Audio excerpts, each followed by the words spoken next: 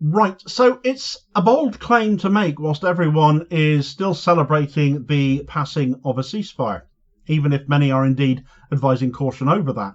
And well, they might, given how many times, how many talks it's taken to even get to this point. But unfortunately, there's evidence to point to that actually this entire ceasefire is a scam, a ruse. And at the centre of it is Benjamin Netanyahu's ongoing determination to keep himself in power. Agreeing to a ceasefire seems completely counterintuitive to that, however, given it has been his own hard-right ministers and coalition partners who have been threatening to pull the plug previously if he agreed to such a measure.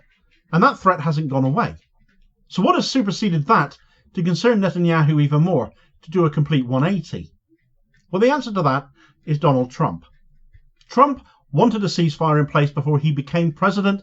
It makes him look good, which is all that ever matters to Trump. But it also matters to Netanyahu that Trump is on his side.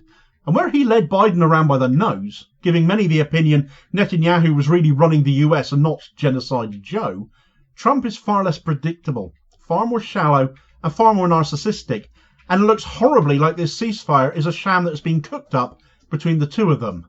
And I'll explain here exactly why that is, because it's all come out.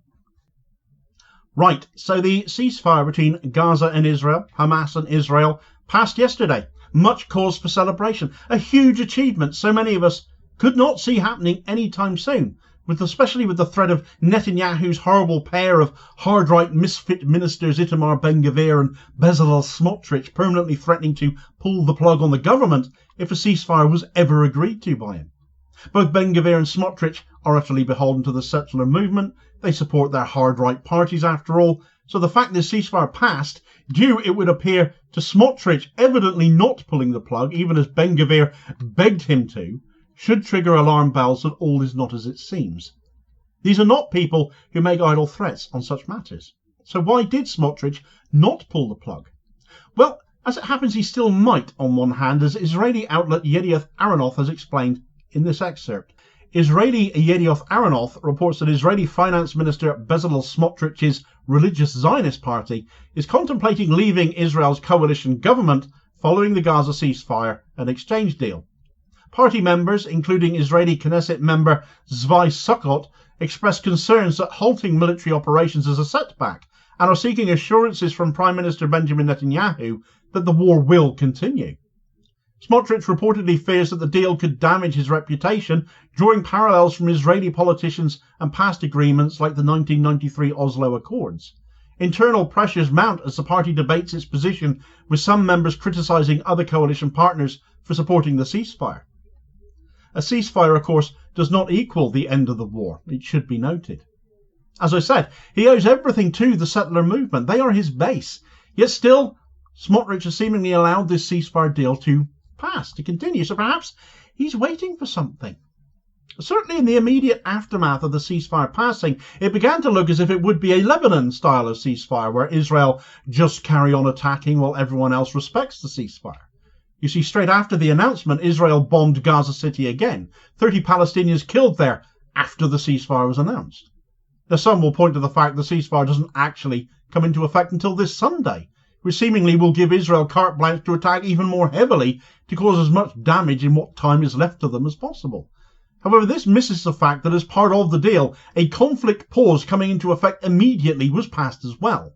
Therefore, by making this attack and any more that come between now and Sunday, they will still be breaches of the ceasefire. The ceasefire itself, however, could well be a complete and utter sham, and this has been exposed by another Israeli news outlet, as it happens, Ynet, in an article titled "Trump's Promises and Secret Transformations Going for the Nobel Peace Prize Behind the Deal." Because behind the scenes, it looks like Netanyahu and Trump may have orchestrated all of this. And it all comes down to, on one hand, making Trump look good in what is a story of massive narcissism on his part, and on Netanyahu securing himself in his post. And to do that, this ceasefire, I'm afraid, cannot succeed. This article actually came out 3 days ago, as it happens, but explains a lot in how we've got over the line and how those who would be expected to scupper matters again have not at least done so. One aspect of this was comment from negotiators that Netanyahu sounded much more in line with actually looking for a ceasefire this time, as opposed to on every previous occasion. They were commenting that with Trump wanting a ceasefire in place before he became president again on the 20th of January, Netanyahu was very much in line with this. Where Netanyahu was basically running the show in the US previously, pretty much holding his hand out to Biden every time he wanted something, cash or weapons, and Biden giving him whatever he wanted.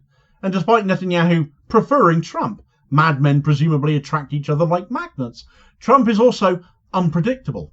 And to keep him on side, and to keep US support coming under his presidency, coming Israel's way, because Israel is a bust without it, we have the ceasefire Trump wanted, don't we?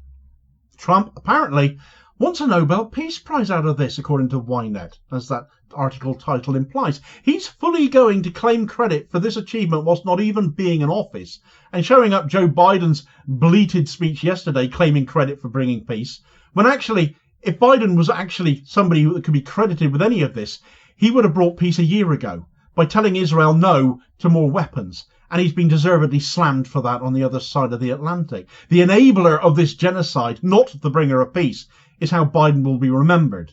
Genocide Joe, he will forever be remembered as. But of course, the last thing Netanyahu needs to keep himself in power, given who he is in coalition with, is a ceasefire. And so the scam is this, as exposed by Ynet. President Trump, according to a source familiar with the details, has already promised Netanyahu and Minister Ron Dermer that if they agree to a ceasefire and the withdrawal of IDF forces from the Gaza Strip, he will support Israel retroactively if it decides to return to fighting and violate the ceasefire. This may solve one issue for Netanyahu, but it is not certain that it is enough to calm the coalition members from the right-wing nationalist and settler wing, who may see this as an unacceptable concession. Other sources claim that everything that is happening before the public, including the right-wing opposition, is part of the same orchestrated show. So Netanyahu is gambling on being allowed to break this ceasefire, supported by Trump, which he would have to do to stand any chance of keeping his own right-wing coalition on side, though they may be in on this scam, at some point after Trump's inauguration, at some point after Trump can claim credit for bringing about peace.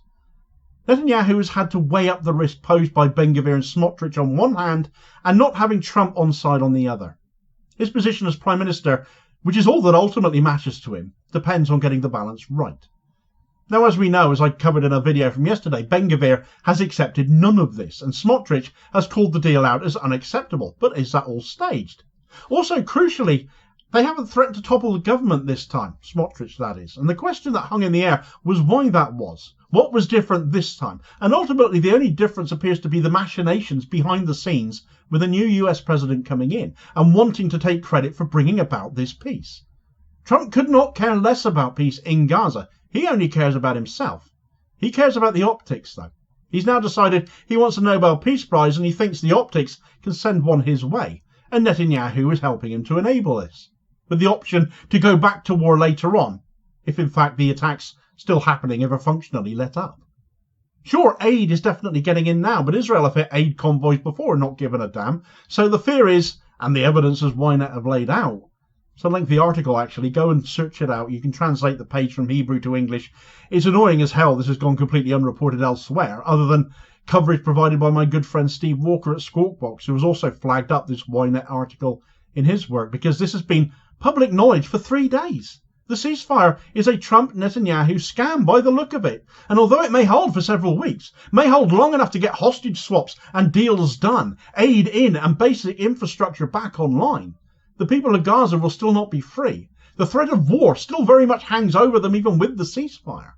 And with Smotrich now still apparently musing pulling out of government as he cops flack from his supporters, staged as that might be, who, if they read Ynet, might realise why he has not gone and pulled the plug yet, as it happens, might do so a lot earlier or threaten to, possibly within days, forcing Netanyahu to choose between them and pleasing Trump, if it's not all staged.